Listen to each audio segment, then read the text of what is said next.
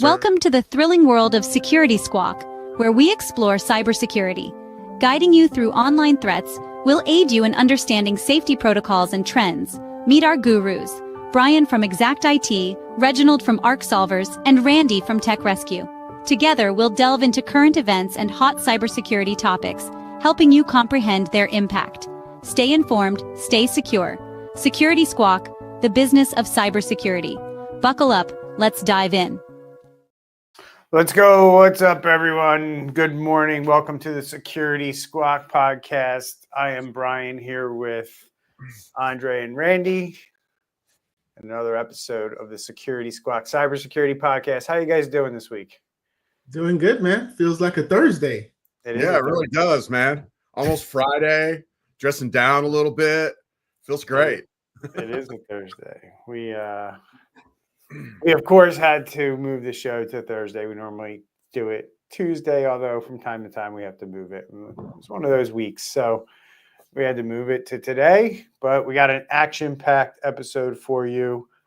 Probably a good 45 minutes or so of updates on cybersecurity, what's going out there in the world, and what you can start doing to protect yourself. So this week, gentlemen, we have an alarming series of cyber attacks impacting organization across many sectors.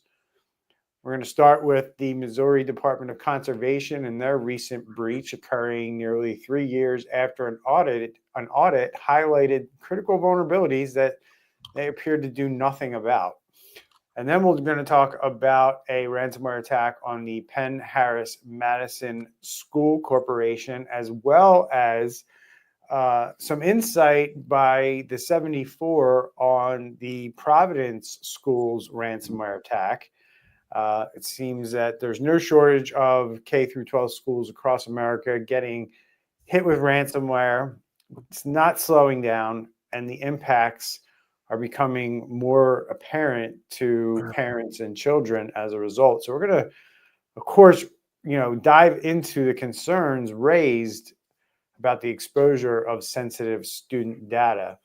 So we're also going to explore recent phishing attacks that have compromised firms like ITP Partners and Legacy Professionals, shedding light on these persistent threats posed by such schemes. We're also going to jump into and analyze the repercussions of a cyber attack on the Polish Space Agency and address conflicting reports surrounding a ransomware incident involving Home Depot. But we're not going to so much focus on the Home Depot aspect of it.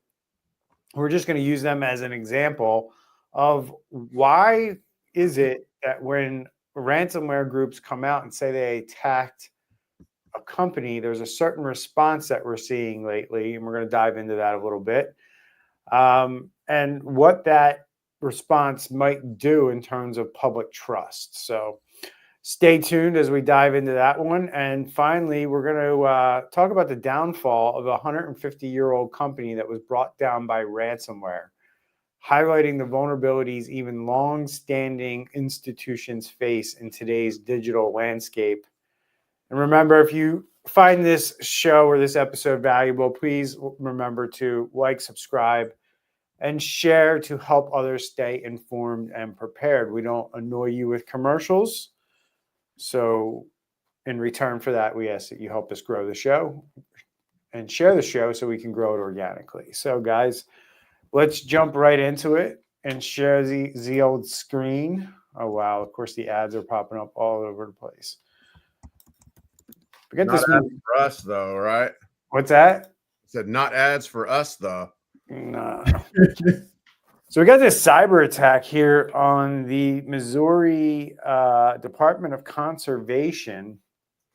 And this is on the heels of one of those cybersecurity risk assessments or audits that we talk about that didn't go so well for the department. And the Missouri Department of Conservation, which is headquartered in Jefferson City, they're grappling with a significant cyber attack, and nearly 3 years after this audit flagged serious vulnerabilities in their system. So, Randy, I'm going to toss it to you first. How common is it for government agencies to overlook audit recommendations?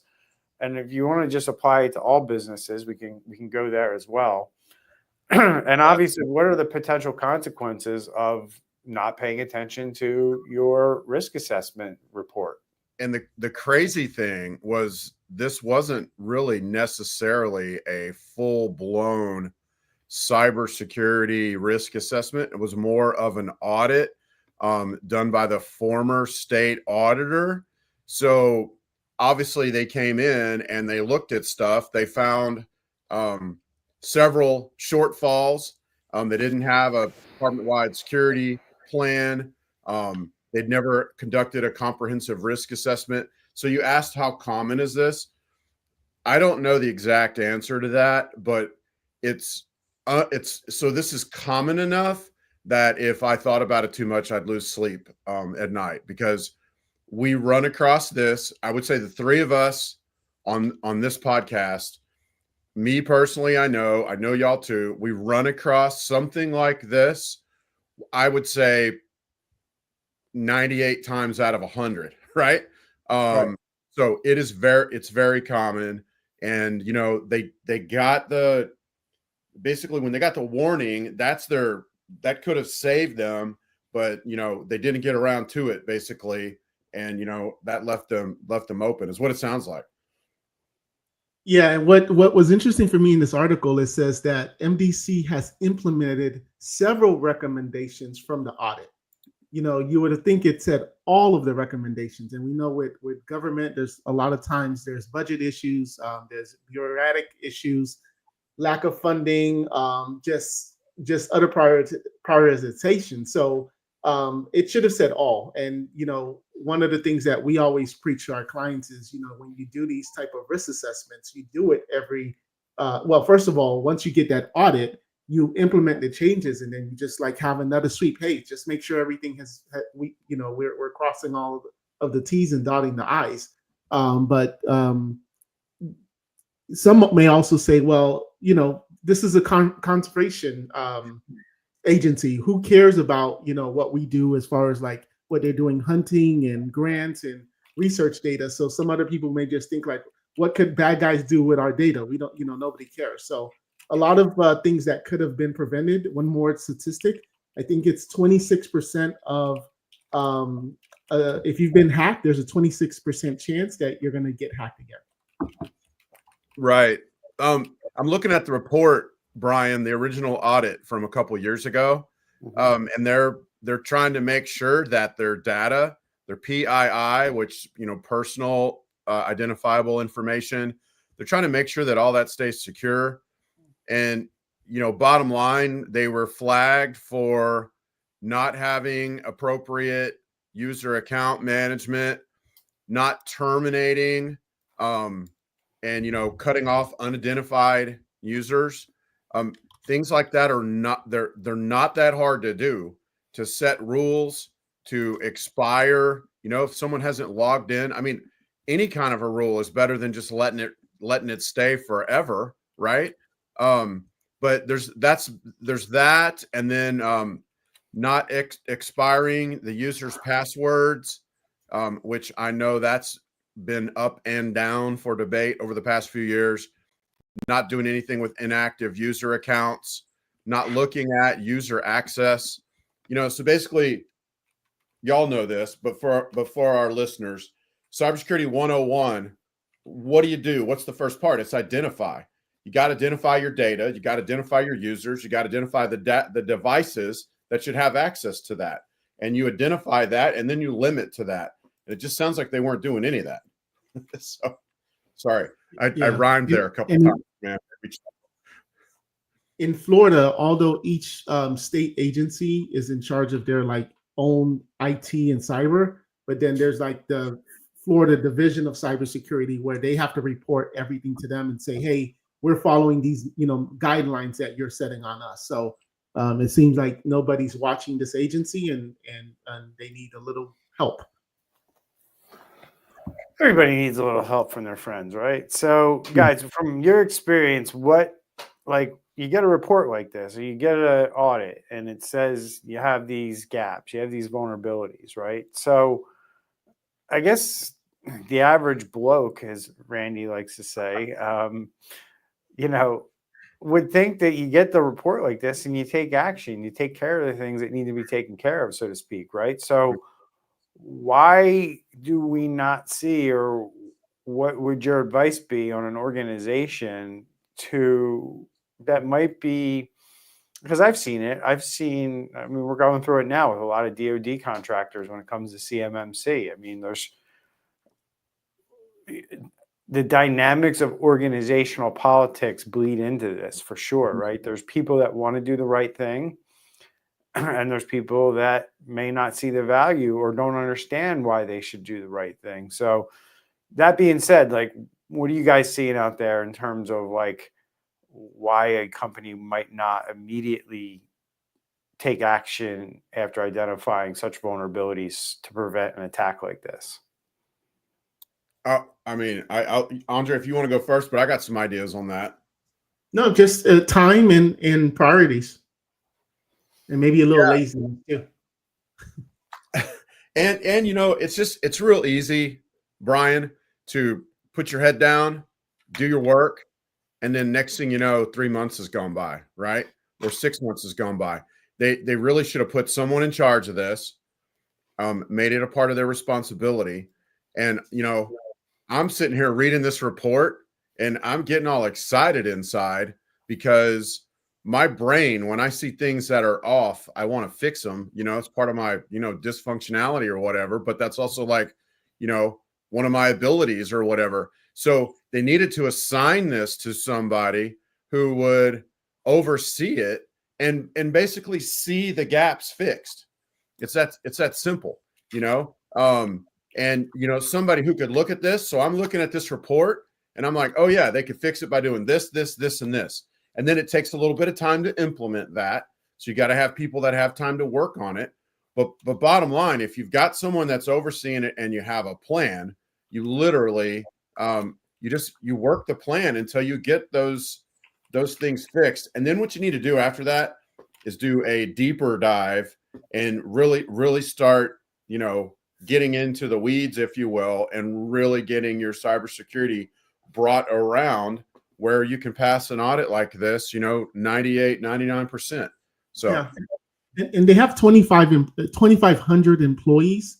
So it's not like this 100,000 employees and you got to do these layer approaches and stuff like that. It's not a horrible number to implement some of these, you know, more basic stuff. So you figure 2,500 employees, at least 30 IT team, you know, a tech team of at least 30 guys and girls. Yep, 100%. So moving right along here, guys, we have this two articles that impact schools. I'm having trouble finding the one in our document, but I'm trying to locate it. You guys can help me out. I'm missing the one for the Penn-Harris. I don't see it. But anyway, I'll start with the intro for the other one that we're going to talk about, the Providence Public School District in Rhode Island. They experienced in September of 2024, Providence Public School District in Rhode Island experienced a significant ransomware attack orchestrated by the now infamous Medusa cybercrime group. The attackers demanded $1 million, guys, in ransom, and the district chose not to pay. And consequently, the Medusa group leaked approximately 217 gigabytes of sensitive data online. And again, as we saw with many school districts who make this decision, including what we saw in Los Angeles County many years ago, and there's been dozens and dozens of schools that have been attacked since that have fallen into kind of the same story, where leaked information includes highly confidential records or information such as allegations of sexual misconduct between both students and staff. So this would be student to student sexual misconduct allegations, and then staff to student sexual misconduct allegations. Special ed records, medical records. Special ed records will contain things like individualized education plans and accommodations that are made for the student with disabilities. Medical records will include things like your vaccination history and other health-related information. So the bigger problem here for the school district, guys, was, and the main reason for this story, and I didn't switch tabs, my bad, is that the breach was pretty severe from all accounts. And district officials maintained for a long time that there was no evidence that any personal information for students were impacted.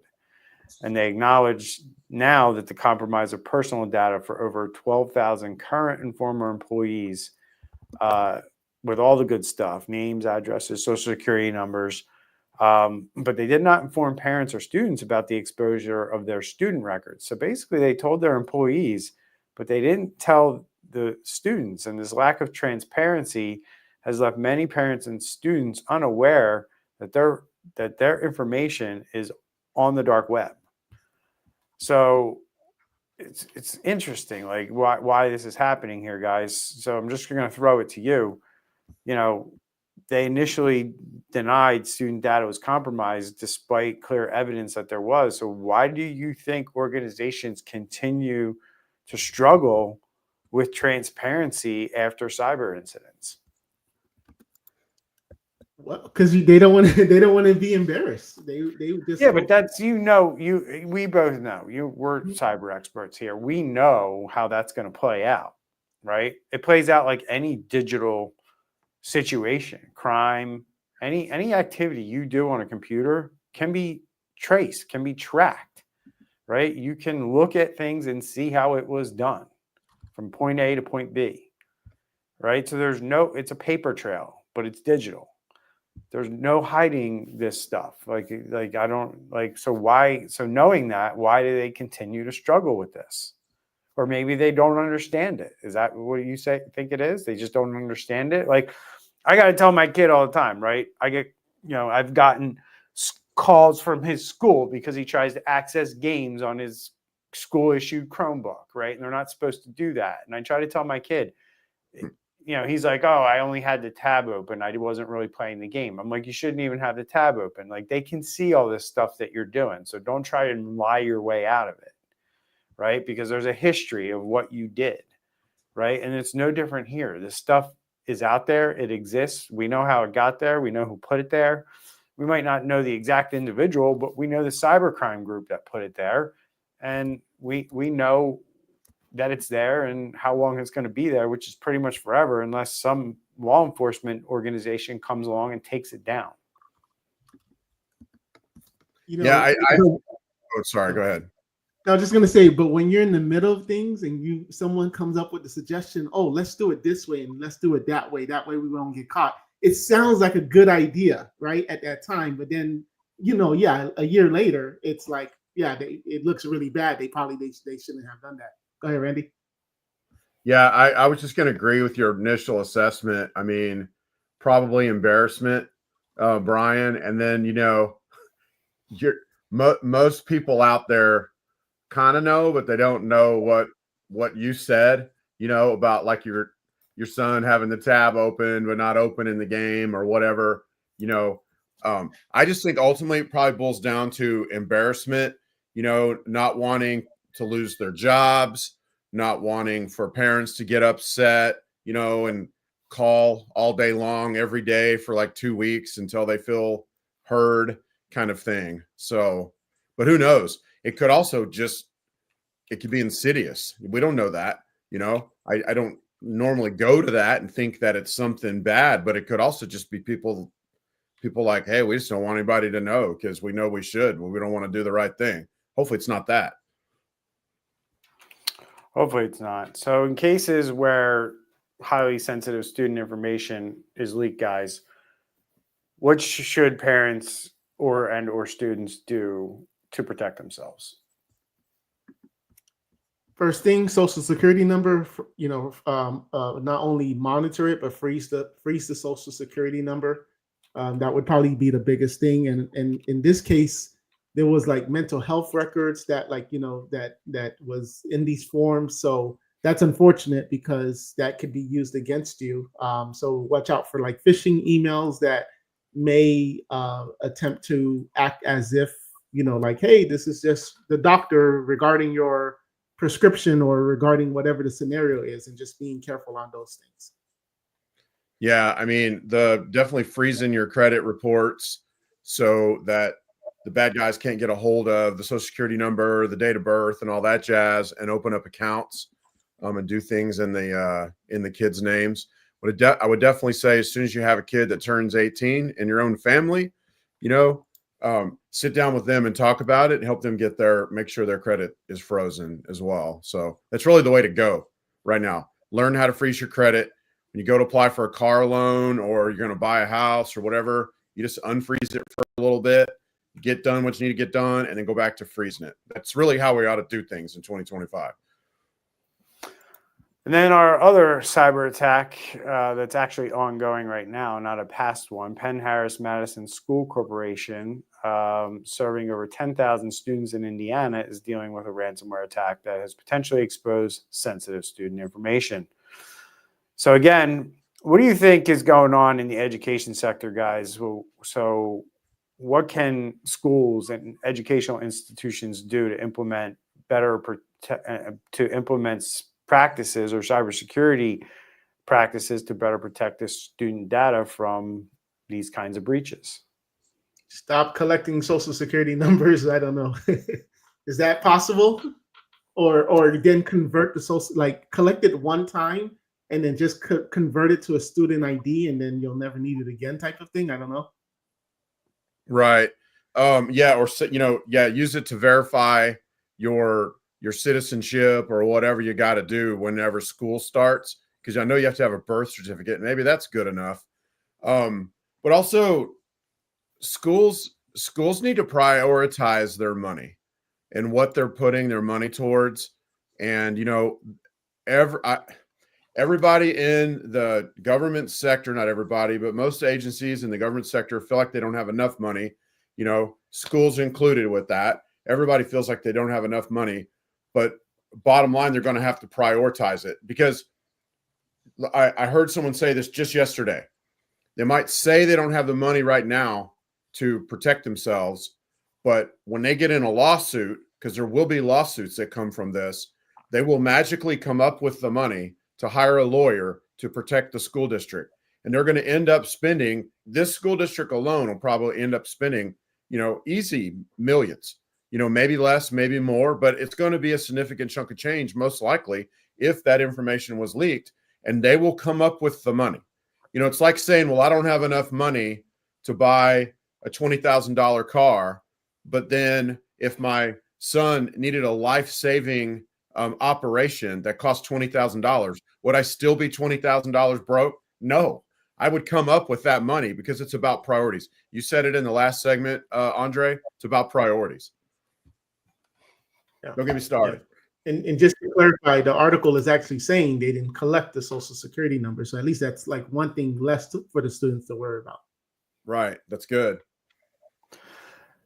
Is there anything you guys would look at from maybe as we evaluate all these different attacks against these schools? Is there anything that you guys that stands out to you or comes to mind when I say, like, what's one thing these schools should do immediately after a ransomware attack to either mitigate damage or restore the trust within their community? Well, to restore trust, being transparent. Yeah. Being transparent, being over communicative. Obviously, if you're a school official right now, you're listening to this and you're going through a cyber attack, you need to talk to your lawyers, because there are things you shouldn't say, but you can be full transparent and say things that aren't going to get you in more trouble at the same time. And that's the best way to build trust, is full transparency, full disclosure. Yeah, because there's nothing worse to a cyber attack happens and then they're like, hey, nothing to see here. We don't believe yes, they have the data, but we have no indication that they're doing anything with the data. And then 6 months later, like, well, yeah, it turns out all of this stuff is for sale on the dark web. here's 1 year of credit monitoring. Sorry about that. Yep. Yeah, I think being transparent. While you were talking, what crossed my mind is yes, you should lean on those professionals, right? I'm wondering though if there's like somebody out there who's getting involved in these things who may not be giving the best advice, right? Because I'm seeing a common trend with them coming out and saying, like almost very early on, and we've said it over and over on the podcast, that these school districts come out a little too early and say, like, we don't believe any student data was accessed, right? They start giving that false sense of hope or security to their community. And I'm wondering if that's coming from like a consultant or somebody who's telling them to say that, right? Because I think the three of us would agree that you either, if you don't know, you don't say it. You say you don't know, right? Mm-hmm. Until you do know, which more than likely data was stolen and data is going to end up on the dark web if you're deciding not to pay the ransom. It's almost like I feel, here I go. It's almost like I feel like the insurance companies don't want to pay the ransom. So they're sitting there saying, well, there's no reason to pay the ransom because no data was accessed in the first place. Right. And then, oops, you find out 3 months later that it was. And then what are you going to do? Go back and try to hash up your policy and get paid again? Right.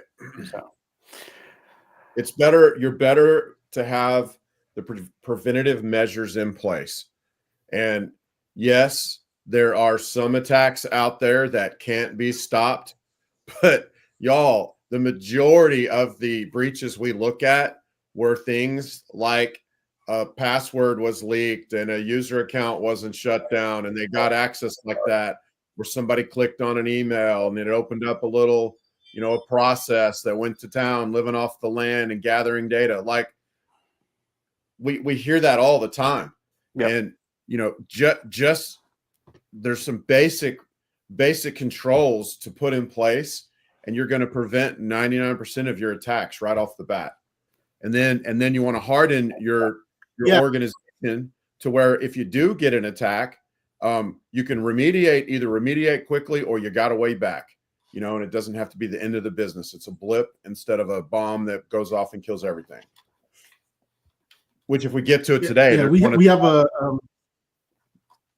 go ahead. Sorry. Yeah, no problem. We're actually doing a cybersecurity risk assessment and penetration tests for a client, but they're not like our everyday client.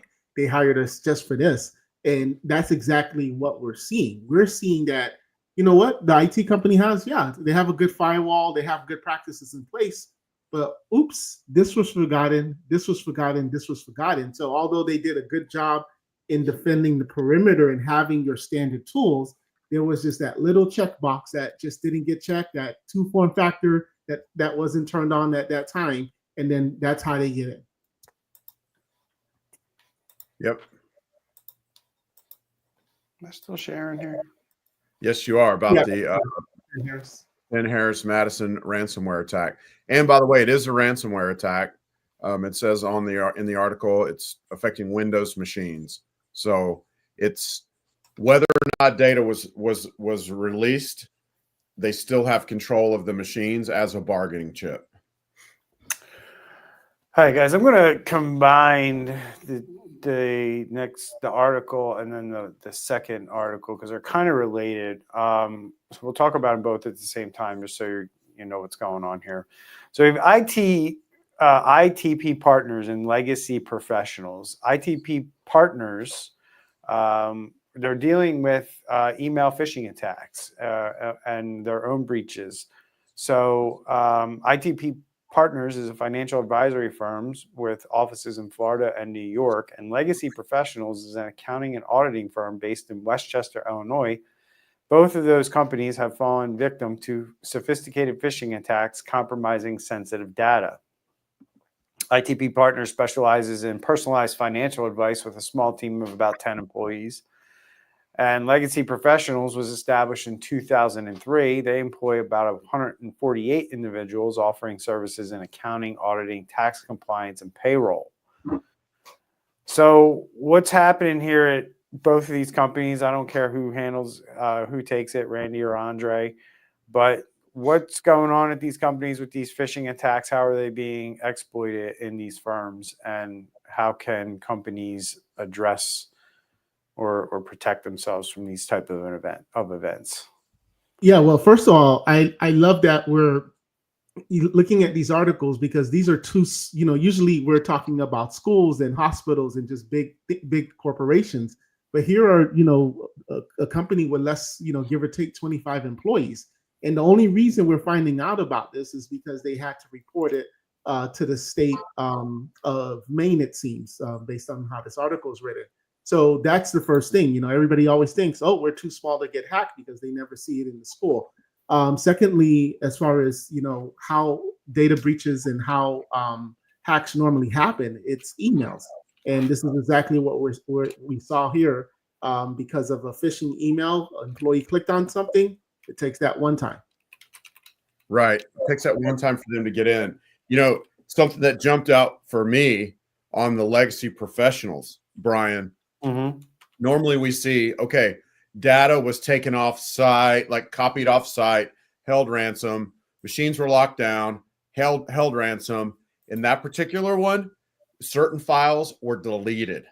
So I don't know if they were deleted. It makes me think of like the beginning of Sons of Anarchy, where they try to demagnetize an entire building because they have a computer in there that incriminates them. Is that a case of this, where these Legacy Professionals had some data that would incriminate somebody or some government official or something like that? But anyway, that kind of jumped out at me, that files were deleted. They weren't just copied off site, they were deleted. And I'm wondering why. Yeah, for these type of companies that do have to, because of what they do, they have to have the social security numbers. This is a perfect example where they should do some type of like a automated like a data classification or data loss prevention, where if it recognizes it's a social or something like that, it automatically encrypts it. Yeah, that's a really good point. And I'm thinking, if you're involved in certain type of cases and social security numbers are leaked with that gets in the hands of the bad guys, and they use chat GPT, or like I like to say, Shat GPT, a bad GPT. They use that to come up with attacks that are very highly targeted, very sophisticated, and you are very likely to fall for them. Hey, this is lawyer so-and-so. Hey, please upload your blah, blah, blah here. Or here's a bill for our research services. There's so many things they could do to trick people to get money. I live to see the day where a client is talking with a financial advisor, and one of their first questions is not, tell me about your experience. It's more, tell me about your cybersecurity, what you're doing. Like, that would be awesome. Yeah. For a brief moment, Andre, I had this picture in my brain, and it's almost like being on the beach in Tahiti, man. And then it just poofed away, and I'm like, man, that's never going to happen. But that would be amazing if it does. And maybe there's some professionals out there, some financial professionals that are doing that, because you're right. We'd love to see that. There's a lot people can do. I think that's a lot of what's being said here at a high level. Like, there's a lot more people can do to prevent these types of situations. And then you don't have to talk about what you need to do on the other side of it, right? So Transact USA, guys, on February 28th, they filed notice of a data breach with the Attorney General of Maine after discovering that unauthorized party had accessed information stored on a third-party hosting platform. The breach affected approximately 23-ish thousand individuals. Their parent company, Transact Inc., was contacted by a hacker claiming to have access to confidential information on the company's IT network. We're going to talk about that with like Home Depot here in a minute. Like, companies' reactions to when somebody nefarious calls them up or notifies them that we stole your data. I mean, I would say 98% of the time, companies don't believe it. right? Mhm.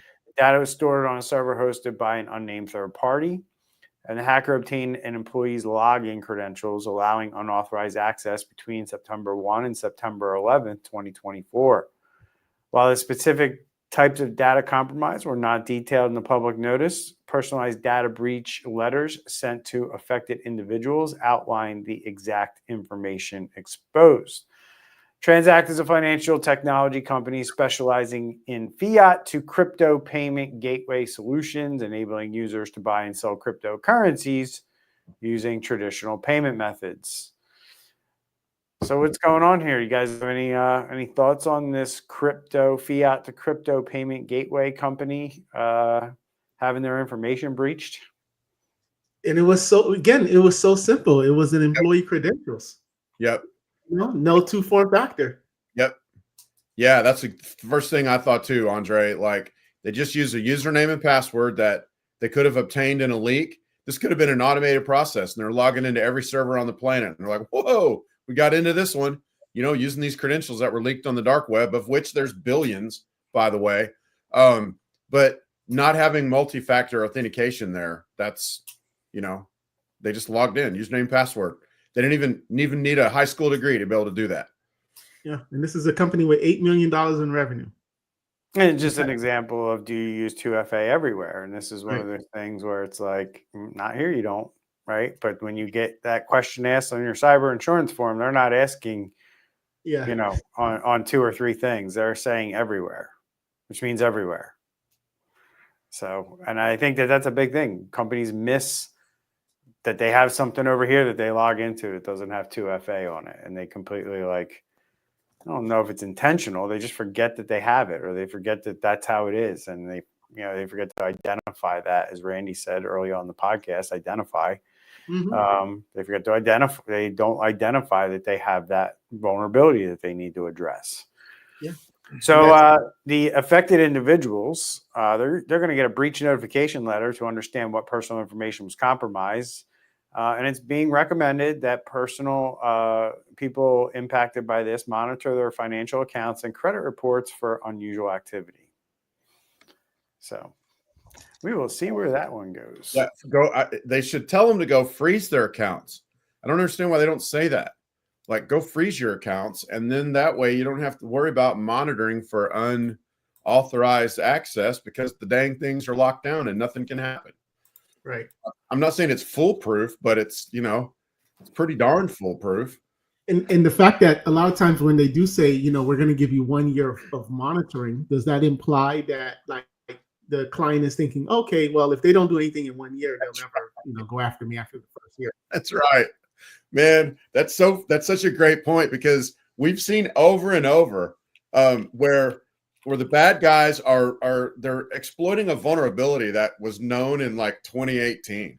It's been out there forever. They're just doing like a reactivation campaign, basically finding if they can find an old exploit somewhere. Same thing. Just because a year's gone by, the information's still out there. And they can still use it. Yeah.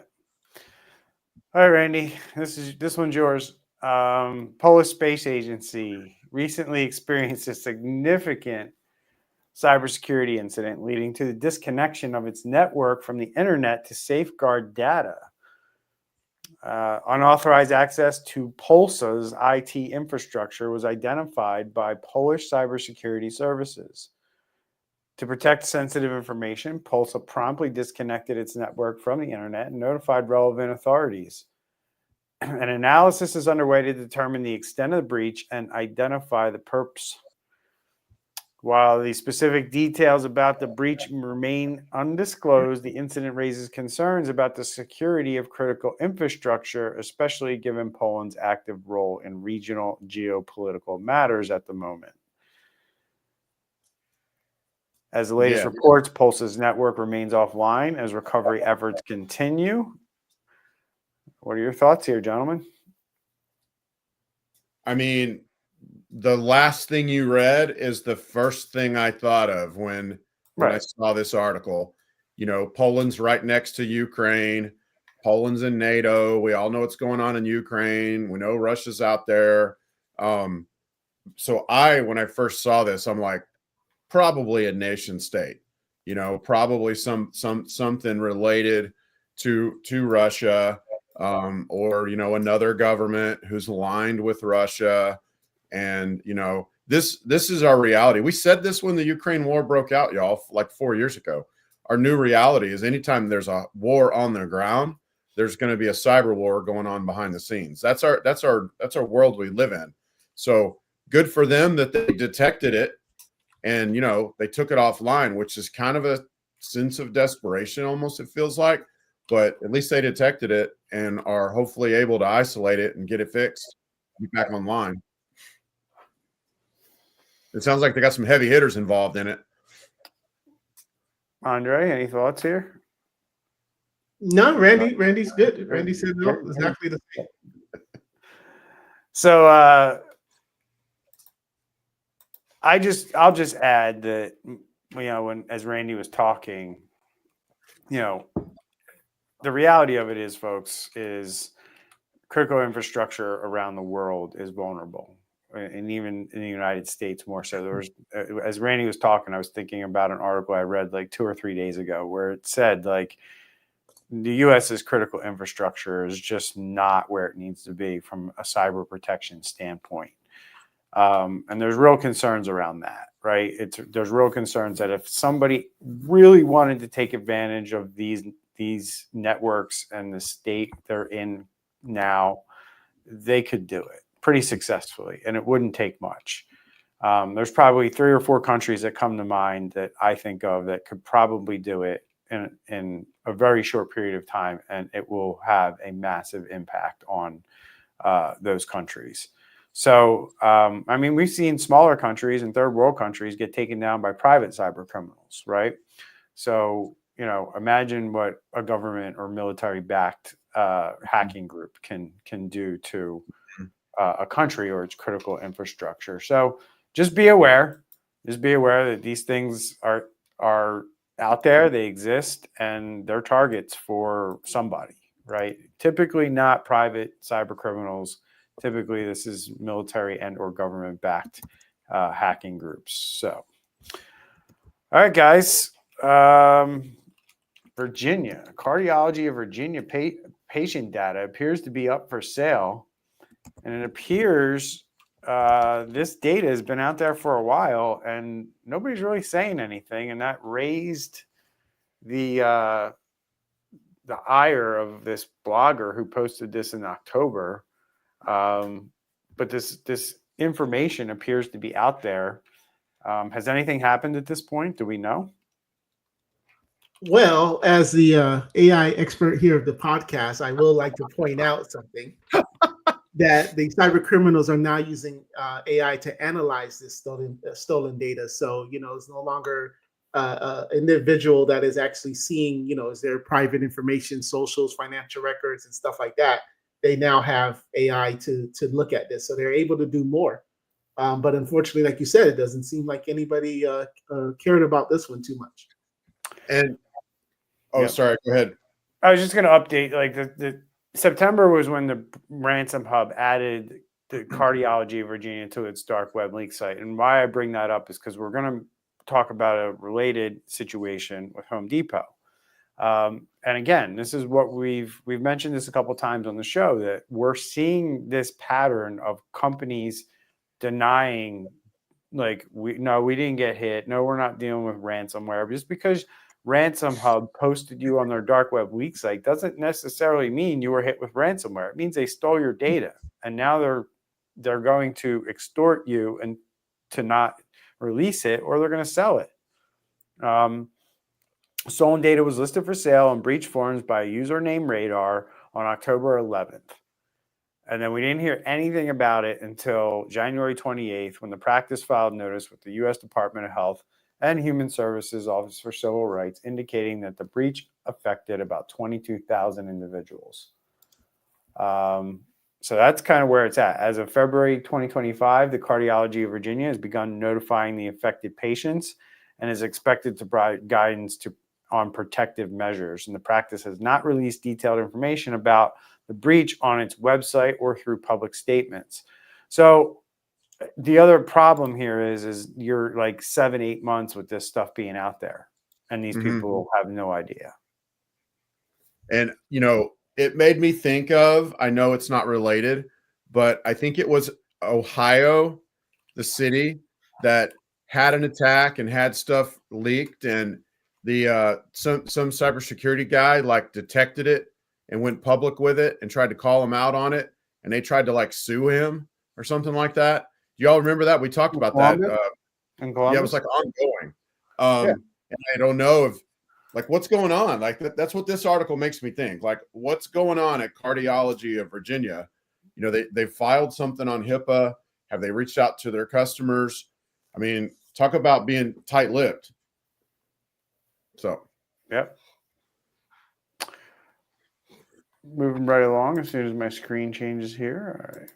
So then we're going to talk about this Home Depot situation, right? A similar situation where Klopp ransomware gang just in the end of February claimed to have breached about 200 companies, including Home Depot's Mexico branch. Now, look, we're not saying these ransomware groups are batting 1,000 and every time they breach a company, they get it right. Like, they thought back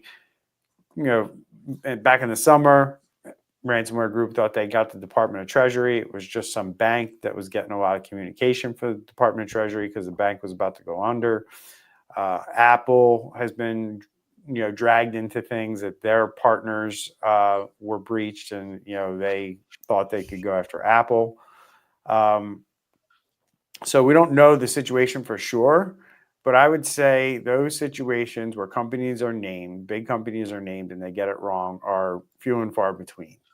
Usually when a company gets named, they have that company, right? And they're not saying they have Home Depot, like they're just saying we have a Mexican branch of the Home Depot, right? So maybe they just have an office that runs all the Home Depots in Mexico.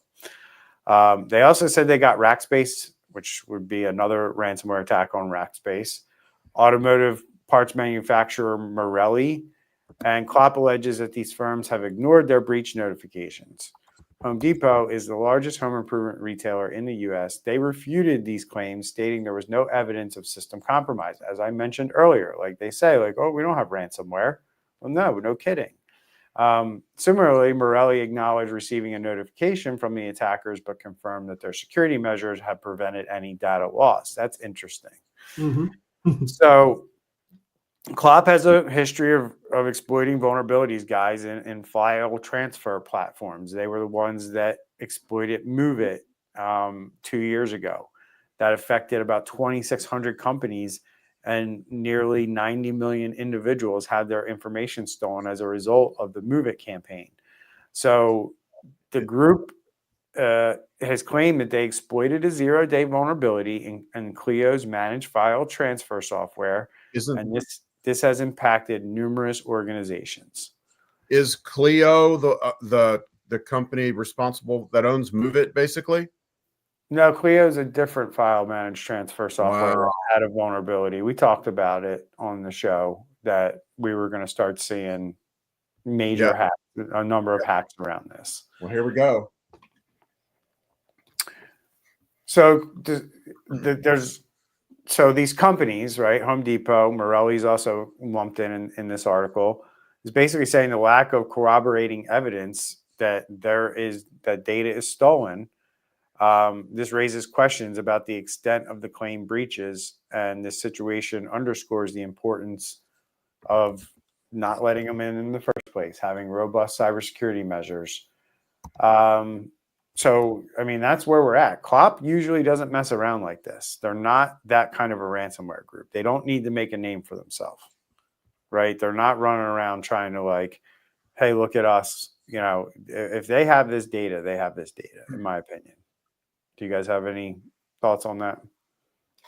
So maybe they're still trying to assess, like let's just use the Home Depot example. They're just still trying to assess the situation before. Because if they confirm, now they're going to have their stock price may go down. They have to now have some type of regulator that they have to now report. Well, obviously they're a public company, so they have to follow that law and things like that. But if they deny it, this gives them time for damage reputation, as we talked about in the other articles. Yes, sir. Yes, sir. You guys want to wrap up, or you got 5 more minutes? I'm good. 5 minutes is good. All right, we'll go through these because we have the 3 following up segments, and I really want to touch on this last article here, where this ransomware attack ends a 150-year company. And we could close on that one. Yeah, if you want, sure, that would be fine. So, here's the quote on from the company CEO, who says, "My company thrived for 150 years. Then Russian hackers brought it down in 3 months." Right. And please, don't think this can't happen to you. Right. Like that's like the number one thing. I'm sure this guy thought, oh, we've been in business for 150 years. We've never had to deal with any of this stuff. So why I think companies that have been in existence prior to 1999 really fall victim to this, because it's hard for them, because they have so much history. It's hard for them to fathom that their company could be taken down in a matter of months. Right. By cyber criminals. So, thoughts on this, guys? You want me to dive into kind of the details of what's going on? Because this isn't a U.S. based company, but I just thought it was interesting. It's a logistics company out of the UK with a 150-year legacy, and in 2023, that's when they suffered their devastating ransomware attack that led to its closure within 3 months, and they had to lay off over 700 employees. Wow. Akira ransomware group infiltrated their network using stolen credentials. They deployed ransomware, they encrypted critical systems, and they threatened to publish corporate and customer data if their demands were not met. Despite having cyber insurance, adhering to international data security standards, the company struggled to recover from the attack, which is not uncommon, right? The encryption of financial data hindered their ability to secure credit and manage operations, leading to the company's administration and loss of 730 jobs. The attackers exploited a weak password to gain initial access, highlighting a critical importance of robust password policies and multi-factor authentication. So here you go, guys.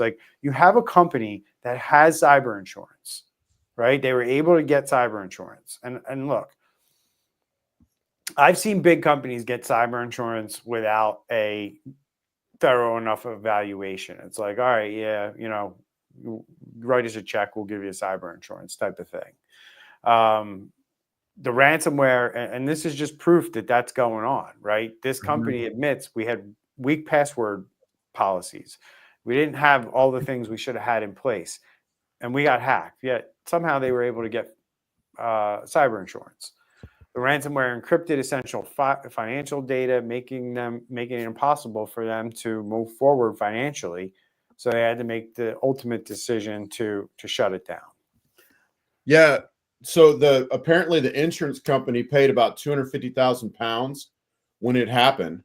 Yeah. But then the insurance company said, "Hey, we need you." And if you're a business owner, you got to hear this, because they sent them. Basically, it's $320,000 in US dollars.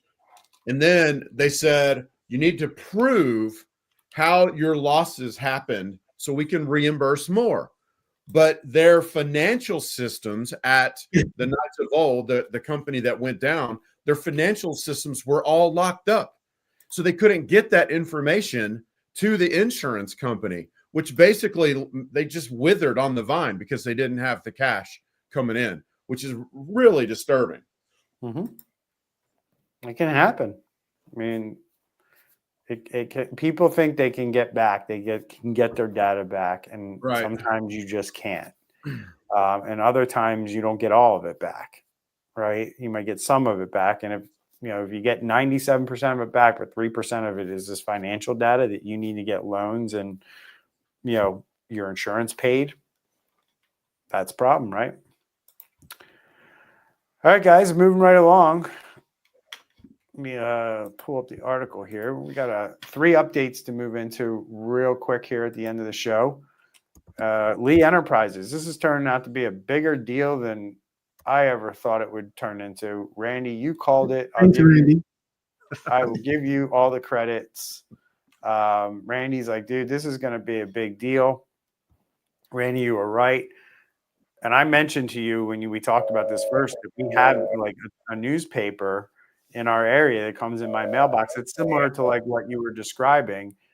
Sure enough, dude, I found out that newspaper is written by this Lee Enterprises. Wow. So, any thoughts on what's going on here? In February 2025, if people don't know, Lee Enterprises is a prominent U.S. media company owning over 77 daily newspaper and numerous digital platforms. They experienced a significant cyber attack. The Killen ransomware group has claimed responsibility.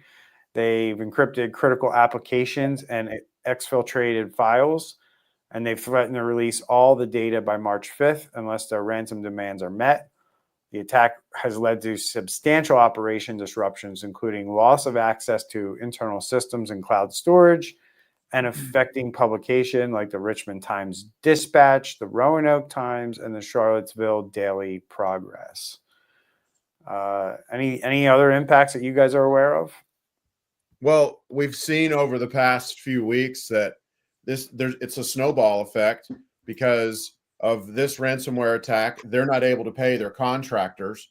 So Right. there's contractors that do graphics or maybe copyright or whatever for all of these papers that are not able to get paid. I don't know if that's still true today, but I've read that over the past. No, they're apparently there's one in New Jersey. Like they have an office or something in New Jersey where a lot of these people work out of, and they've kind of been like laid off for the time being. Yeah, like imagine if that was like that company in New Jersey, if that was their whale of a contract, and then now that contract's not paying at all because they're having a cybersecurity incident, their stuff's locked down. Like people lose their jobs. Like it's a snowball, man. And another example where we could potentially, I hope it doesn't happen, but newspapers, people aren't buying newspapers every day to keep them in business in that aspect. So you're not getting advertising dollars. This could be something where, you start getting different regions to start shutting down because of this expense that they're going to be dealing with. Well, we'll find out if Lee Enterprises decides to pay the ransom by the deadline, which was yesterday. I haven't heard anything yet, but we'll keep everyone updated. But the trend of businesses seem to be we're not paying the ransom. I mean, I haven't seen this many businesses come out and say we're not paying the ransom like ever. And I don't know what's driving that, but I'm sure we'll figure it out sooner or later. Because we have the Sault Ste. Marie tribe of Chippewa Indians and their cyber attack, which has forced casinos to shut down. And not only that, it crippled the operations. And as we mentioned on the show before, they operate like a government. So the Sault Ste. Marie tribe of Chippewa Indians faced a cyber attack that disrupted various operations, including their casino facilities. Tribal leaders publicly declared their refusal to pay the ransom demand by the attackers. And in response, they initiated a recovery protocol leading to phased reopening of their casinos and other affected services. And this stance underscores a commitment to not negotiating with cyber criminals, focusing instead on internal recovery and strengthening cybersecurity measures. Any thoughts here, guys? But that's the update.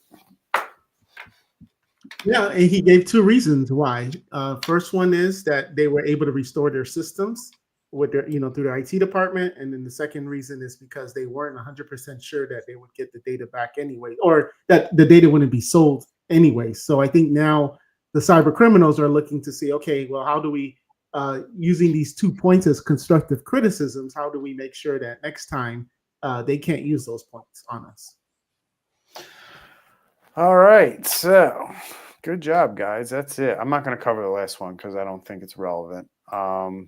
So that'll be it for the show. Thank you for your input, gentlemen. Thank you for everyone that stuck with us here for the last hour, 59-minute show. We've had several viewers on the YouTube, so appreciate you over on the YouTube. Remember to like and subscribe to this Security Squawk channel if you're over there on the tubes. And we'll see everyone in the next episode. Stay safe out there.